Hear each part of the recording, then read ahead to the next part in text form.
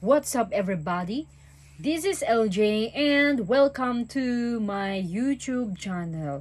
So, kumusta naman po kayo? I'm doing amazing and I have recently this new hobby na gusto ko pong i-share sa inyo. But bago yun, gusto ko munang sabihin sa inyo na yun po, I wanted to have some changes sa mga ginagawa kong vlog this time. So like sharing my passion, my new hobby na iba po sa mga ginawa kong vlog before. And yun na nga po, ang tagal na naman po nating hindi nakapag-vlog kasi nga po sobrang busy po talaga sa trabaho, but this time I will try my best that I will do vlogs whenever I can. O nga po pala, shout out nga po pala kay Sir Nico Valencia. Thank you po Sir Nico sa pag-subscribe and hopefully na makuha ko pa yung Luka Doncic mo na rookie card na graded ng PSA 9. Sana nga po maging available pa po siya. Sana sa akin mapunta. I'm hoping, no, kung papalarin man. Okay, so yun, mga kapamilya, kapuso, mga boss, whenever kung ano man ang gustong nyong matawag. So this time nakapag-vlog po ako because yun, I really wanted you to share my new hobby, which is collecting the NBA cards. And aside from that, I wanna try also the trading cards and the card game of One Piece and Pokemon and so on, any trading cards. So yun po yung mga parang recently is mga parang nagugustuhan kong maging hobby na of course magkakaroon din siya ng value. But set aside muna yon, basta enjoyin muna natin yung hobby natin. Pero ang tanong, good or bad investment nga ba ang mga NBA cards? So mamaya ko muna sagutin yan. So gusto ko munang ipakita sa inyo what I have in my collection. Newbie pa lang naman po ako sa NBA cards eh. Okay? Newbie pa lang po ako. So, ayun, medyo, meron din naman po akong isang hit dito. Okay, so like this one, I have this Luka Doncic na, rookie card niya. Okay? So, raw card pa lang ng rookie card niya to. I'm hoping that I will have the graded someday.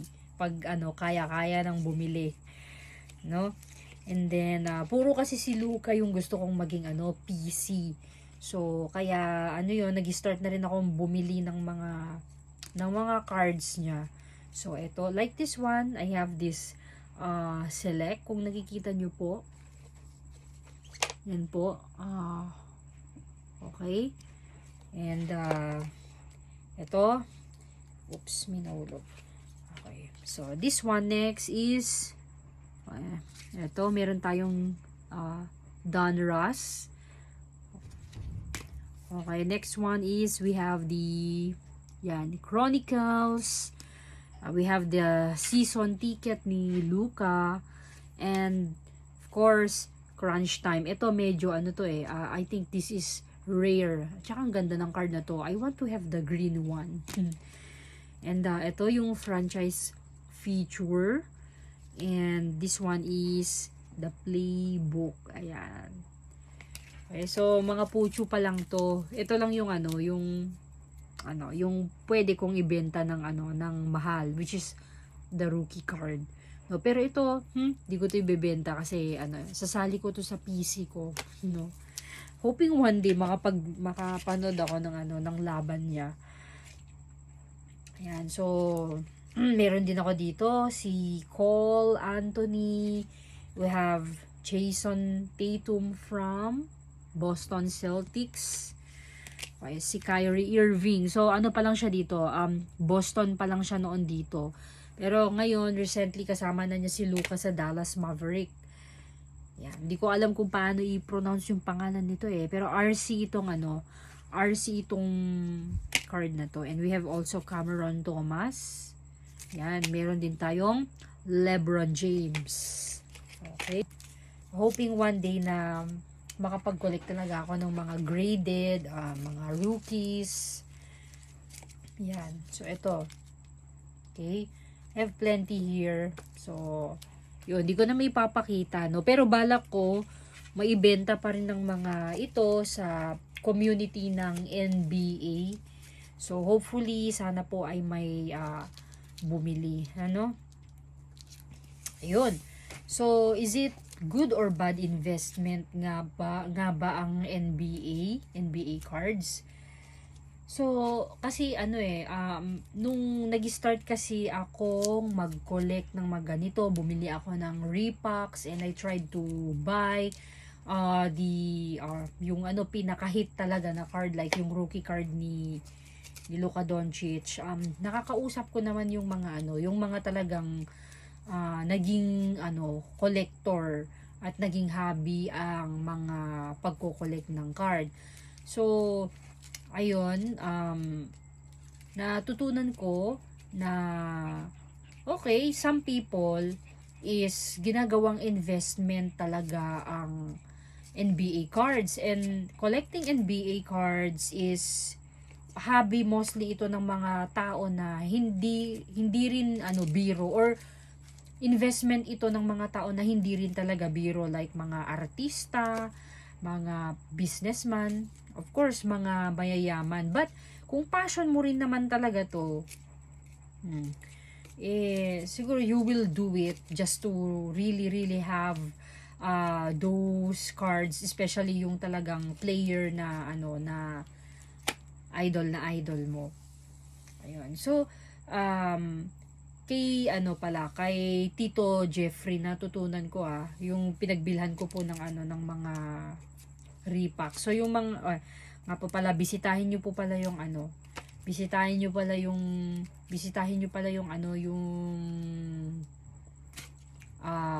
page niya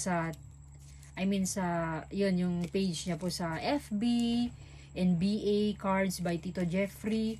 And of course, yung TikTok niya, kasi may mga benta po siya na repacks, which is very sulit. At ito yung mga cards niya, hindi po hindi po mga puchu, no, mga original po talaga yung mga benta niya. Sulit na sulit pag bumili kayo ng repack sa kanya for only 150 pesos. So yun, natutunan ko sa kanya na NBA cards can be an investment. Means yung mga iba nga halos mag-million yung iba nga po halos mag-million yung mga kita nila dyan. Pero, natutunan ko sa kanya that siguro iset aside mo muna yung investment, not because may pera sa NBA cards is yun na lang yung magiging purpose mo kung bakit ka nagko-collect ng cards.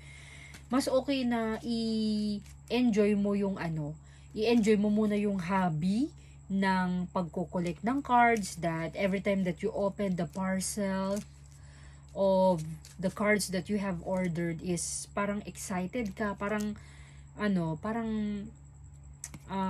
yung mga cards na ganito is pag tinitingnan mo, pag parang sinashuffle mo ba na ganito, hinihimas-himas mo, is parang nawawala yung yung stress mo. Okay? So, dapat ang importante, ang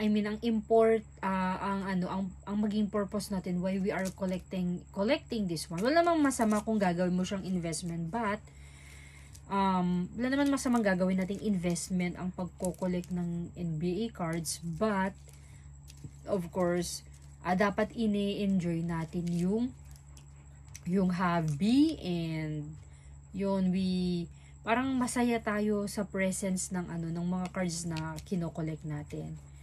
And then one day, pag mahal natin talagang isang bagay, ini-enjoy natin, of course, we don't know the future. O, di ba? Malay mo lang, di ba, magkaroon ng parang breakthrough, di ba? So, yun. So, kung tatanungin nyo naman, is it good or bad investment nga ba ang NBA card? Sa akin lang naman is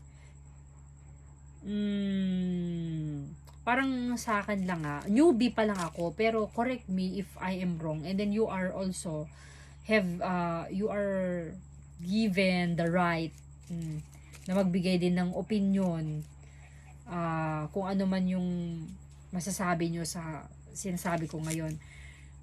Ang sa akin lang kasi, naamin ko is magastos siya, no? Magastos siya. Pero alam mo, sa totoo lang, if you parang ano lang, pero pag naiengganyo ka palagi, kung may ino-offer sa'yo na, bilhin mo na to. Lalo na pag idol mo yung ino-offer, tapos rookie pa, jersey patch niya, auto niya, nako, siguro gagawin mo na lahat. Kahit na siguro, tight yung budget mo, makuha mo lang yun. No?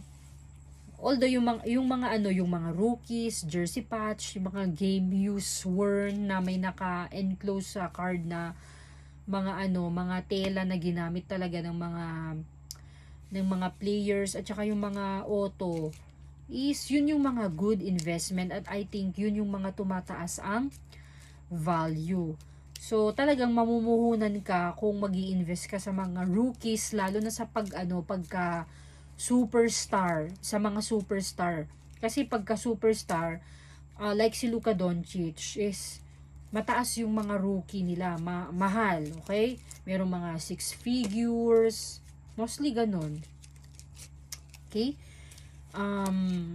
Siguro, ang masasabi ko lang, it's a good investment. Basta alam mo yung tawag nun. Kumbaga parang pasikot-sikot niya. Kumbaga dapat marunong kang tumingin ng player talaga.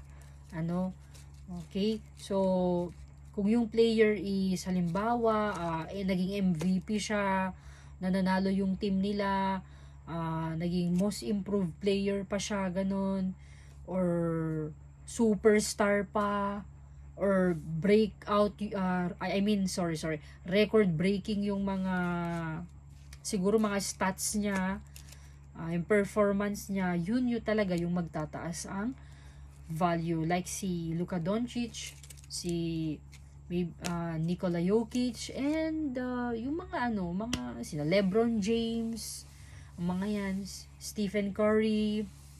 Pero pwede rin bumaba yun pagka halimbawa yung player is na-injured, nagkaroon ng mga scandal or nasira ang career, pwedeng bumaba yung value ng card nila kahit na sila po ay superstar. Kung nangyari yung mga yun, nagkaroon sila ng scandal, nagkaroon sila ng na-injured sila or nasira ang career, bababa po ang value ng card nila. So parang lang din, I think stock market or trading.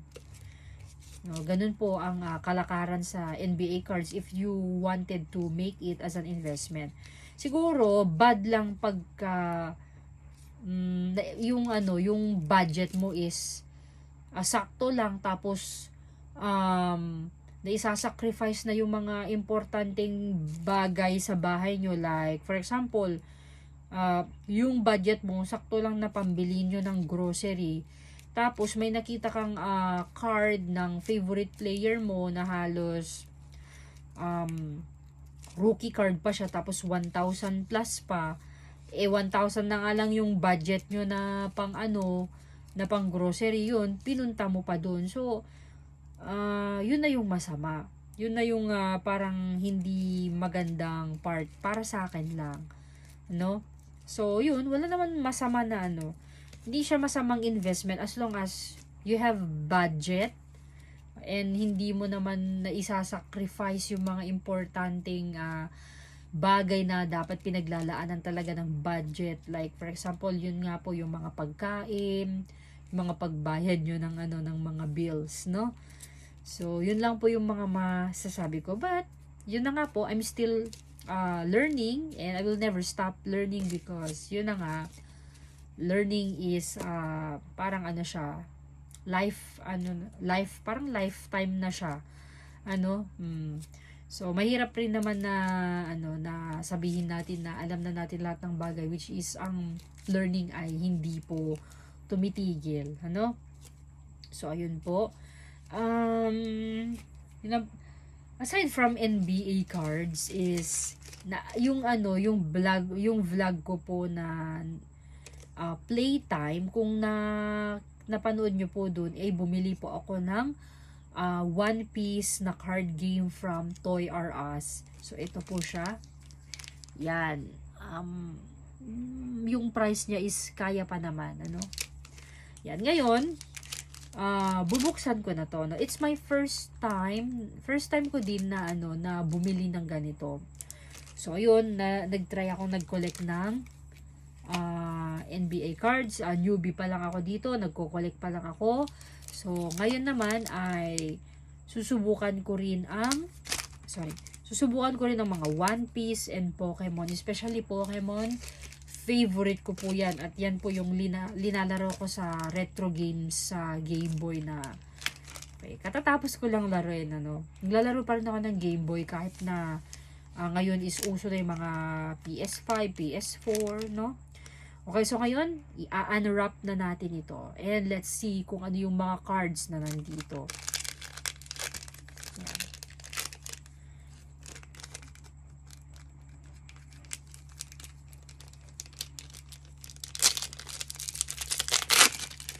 Uy, tingnan natin. So, ilang cards to? 2, 3, 4, 5, 6, 7. 7 lang. 1, 2, 3, 4, 5, 6, 7. Yun. So, ito po yung mga, yung mga laman niya. Okay, so we have, so yung card games, ibig sabihin, meron kayang specific na game na nilalaro dito. Kasi sabi niya card game eh. So, parang ganito siya. Yan, merong mga number na 5,000. Character. Okay. Tapos may 1,000 sa gilid din. May mga hindi ko alam, Japanese yata yan na na mga text. Hindi ko maintindihan. Yan. Card game. Okay, next one is this one. Yan. Okay, this one. So, card game siya, no? So, bali, i-research ko muna ito mga to. Pero, yun na nga. Aside from NBA cards is parang gusto kong mag-collect ng mga card game and trading cards ng Pokemon and One Piece. Okay, so, ayun, mga boss. Ayun po, gusto ko lang pong i-share tong mga new na na hobby ko. And siguro next time mag-share ako kung ano yung mga passion, about something na yung mga trip ko na that makes me really happy. Okay? So, ayun po mga boss, dito muna nagtatapos yung mga vlog natin. Hopefully, lagi nyo po akong susuportahan no matter how boring my vlog is. Okay, so ayun, muli ko pong hinihingi yung support nyo. Please do subscribe. Paki-share na rin po sa mga kakilala nyo. Sabihin nyo mag-subscribe sila, manood sila sa video ko, mag-like na rin po sila. Please support me in my YouTube channel and my other social media. Meron din po akong TikTok. So, ito po, please follow me on my TikTok. And mag-advance thank you na po ako sa support nyo. Thank you very much for your support. May God bless you always. And hopefully na sa mga content ko kayo po ay matututo. Kayo po ay may inspire. Hopefully makakapag-give po ng value yung mga magiging content ko sooner. And thank you so much and God bless mga boss.